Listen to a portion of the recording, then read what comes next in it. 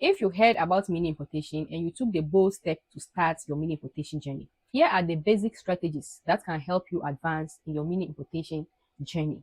Before we get right into the video, do well to like this video, share it with friends and family. Most importantly, subscribe to this channel. On Simply DORKIES channel, I teach you how to start and grow your mini importation business. Let's get started. The very first one is going to be understand mini importation as a skill. I personally understanding mini importation as a skill has actually enlightened me of a lot of things. It has changed the way I used to think about mini importation, and so it has helped me advance my mini importation business and has helped me achieve a lot of things when it comes to mini importation. Understand that mini importation is just like going to learn how to sew, or going to learn how to bake, or going to learn how to fix nails, or going to learn how to fix cars. Okay, it is a skill that you have to learn it the right way, polish it, and continually practice it. As somebody who has learned baking before, it will sound like a joke to you after 3 or 5 years of not baking when you are asked to actually bake. That is where you realize that you are not updated, and even the little knowledge that you had, you might have lost a few or even a lot of it. So it means that mini importation is something that you have to constantly learn. It's something that you have to constantly be updated. It's something that you have to constantly practice so that it can help sharpen that skill of mini importation. The skill of sourcing for suppliers, the skill of even how to negotiate with your suppliers, the skill of having to ship your items and all of that. It is a skill that you constantly have to practice on it. Now, recently, somebody contacted me and the person was like, Doki, I want to join your mini importation course, but already I have started, so I wouldn't really be needing the full class. I just need half of it. And I asked, okay, that's good. What have you learned? The person was showing me something that, we were doing that about 2 years ago. As of right now, we don't do that anymore. Even the platforms have upgraded. They don't have such things anymore. And the person was telling that, I got to this particular place and I'm having challenges. So what actually happened here? The person came to YouTube to watch a 3 years video and wanted to use the 3 years, experience that the person was showing in that particular video to come and import as at right now. And I'm like, it doesn't work like that anymore. A lot of things have changed. So if you don't see mini importation as a skill, you treat it anyhow you want. You don't feel like, okay, mini importation is not sewing, it's not something that I have to be dedicated to. You end up not knowing very important aspects of mini importation that you really, really have to know. So learning mini importation as a skill, or psyching your mind that this thing that I'm about to learn is a skill that I have to polish, I have to learn it very well and understand it. Just like if I'm going to learn a trade, it will do you a lot of good. The next strategy I'll give you is never ever be lazy with your sourcing. One thing I've realized about many people, yes, I am an importation coach, okay? So I coach people on a daily basis. One thing I've realized about many people is that they hate sourcing, like they don't want to take their time to search for items. When you contact mini importers and you want them to buy something for you, and most of them are like, are you really sure you want to buy this? Like they are trying to know if you are really sure before they go ahead to source. It's because of how difficult sourcing is. If you get it easy to source for items, then it is a lazy approach, because sourcing is not easy.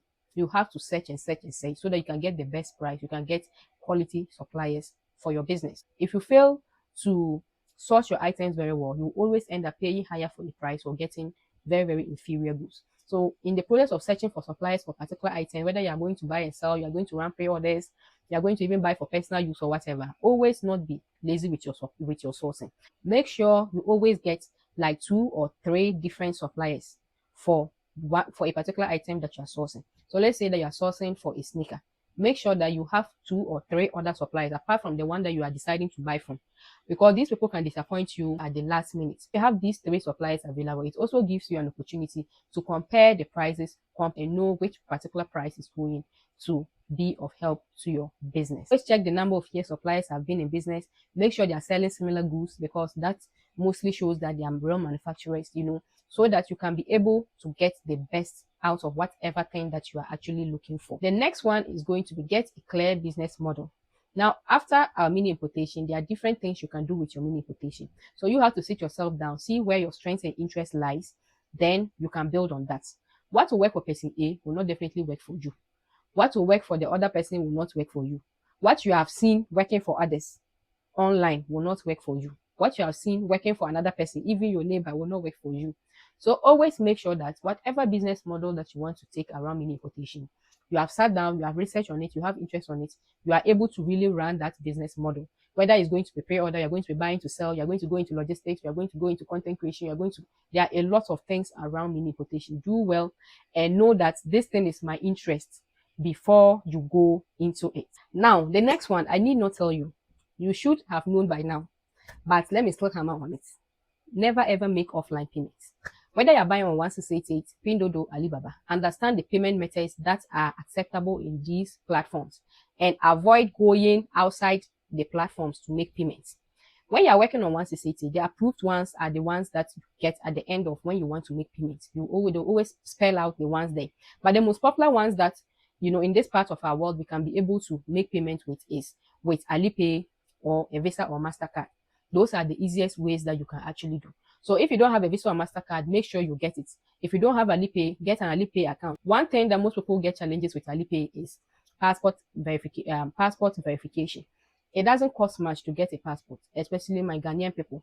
I actually thought it really cost. I just had to sit down in my home, do it online, and within 3 weeks, I received it. They delivered it to my house. The only time that you go to the office is when you are going to take a picture for the verification. Okay, that is when you are needed there. But apart from that, you can sit at the comfort of your home and start the process. It doesn't take much. Okay, so just do it, get your own, and verify your Alipay. Or if you have somebody who can do it for you, you can also use that to verify your Alipay.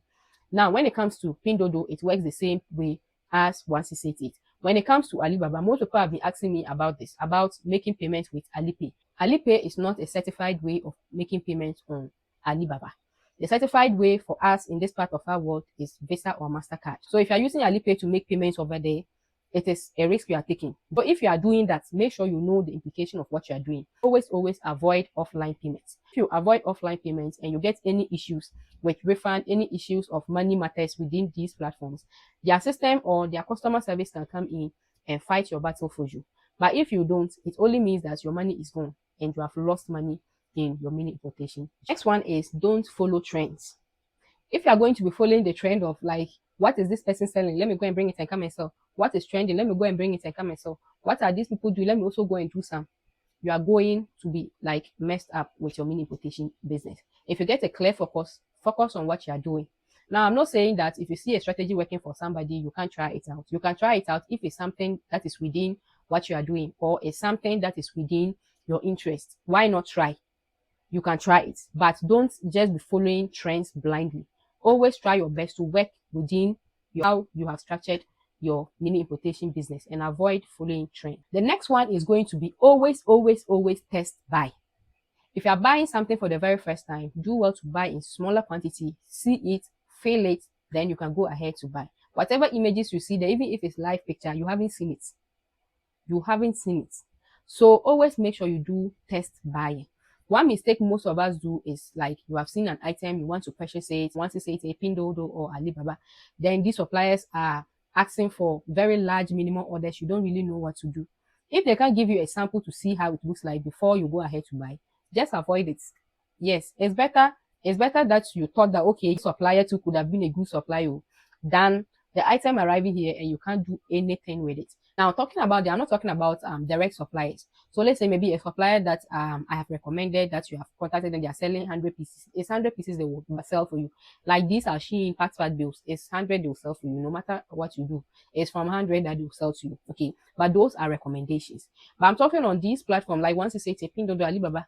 You have met a supplier, they are selling bags 9 RMB and they're telling you that get 100 pieces of that bag. Have you seen a sample? Whatever sample is there is nothing. Always better to buy 5 and come and really see how it is. Then you make a decision on what to do than buying 100. It gets to you and you can virtually do nothing with it. Okay. So always make sure that you test buy for items that you haven't really tried. This test buying can be about the product itself. It can also even be about sales. There are certain items you don't really know if it will sell. You can do all the research and all of that. But the surest way to know is when you actually try to sell the item. Also want to sell an item, make sure you test buy. Make sure you buy it, come and test how the market is going to receive it before you go ahead to import a lot of it. Next one is going to be understand shipping. Shipping is one very important aspect of mini importation, but most people always overlook it. No matter how it will take in your mini importation journey, learn how to calculate for items even before you ship them. To calculate for the shipping fee of an item even before you ship that item. Learn about your shipping company's policies. Learn about things that you can import and cannot import. You know, when it comes to these things, most people try to avoid it. But if you avoid some of these things, it can cost you a lot, and I mean a lot of money. When you check on my channel, you'll get videos explaining most of these things into detail, especially things you can import and things you cannot import. It will help you a lot. So do what to learn how to calculate your shipping fee so that you will not have issues with your customers in future. Let's say you are buying a fridge for a customer or even for personal use. Getting the shipping fee of this item before you ship it down is very important. It will help you budget well and help you avoid having issues with your customers. So understand shipping very, very. Next one is going to be build a backup plan. Build a backup plan. Whether it's item you are importing, shipment, like during importation or during shipment, anything at all can happen. We have bought, fragile items that it gets you and everything is broken. What can you do? Even if you insult your shipping company and insult your supplier for not packing them well, all in all, it is you that is going to affect. So what is your backup plan about that situation that just happened? If you don't have a backup plan, that is where, all the chaos starts. And most people will give up at this particular point of their mini importation business. Make sure you always have a backup plan. Either you stock up to sell or you're running a pre-order business. Always make sure that at least you have some backup money. It's not every money that gets into the business that is for you. There are sometimes, for backup plans. Should anything happen with shipment, should anything happen with the quality of items, should anything happen, you should have a backup plan. The next one is going to be sit yourself down, psych your mind to understand that mini importation is a risky business. Yes, it's a game of risk. No matter how sweet it is, no matter how profitable it is, it can also be very, very risky because anything at all can happen. You can be working with a supplier for a very long time and one day this supplier decides to scam you. This is somebody you have worked with like 5 years. It has happened to people. Some people have traveled to China themselves, went to their warehouses to go and buy things, and they ended up sending them baller goods. Yes, it does happen.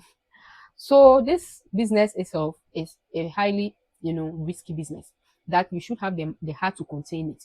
If not, you might give up at a point in your mini importation business. I'm not saying they will not come, they will come. Okay, I'm not wishing you bad, but importation is not a smooth journey. The earlier you understand it, the better it will help you advance. The very last one I'll be leaving with you is never, ever, ever stop learning. In importation, you have to always be upgrading yourself. From time to time, you need to unlearn and relearn certain things. You need to understand certain things in a new way. Yeah, from time to time, your shipping company can change their policies. If you are not updated, what do you do? Or if a new government comes in, they can decide to change how things are done when it comes to importation. What can you do? Some of us are not even updated. We don't even know what exactly is happening in the industry of importation. So if you don't know, you can go and fall into some of these issues. So it's always best that you try your best to always keep learning. And I think these my small strategies that I'm giving you, if you should take this in good heart, you should be able to advance and you should be able to strive without failing and without giving up in your mini importation business. Like this video, share it with friends and family. Most importantly, subscribe to this channel. And I'll be seeing you next time. Bye bye.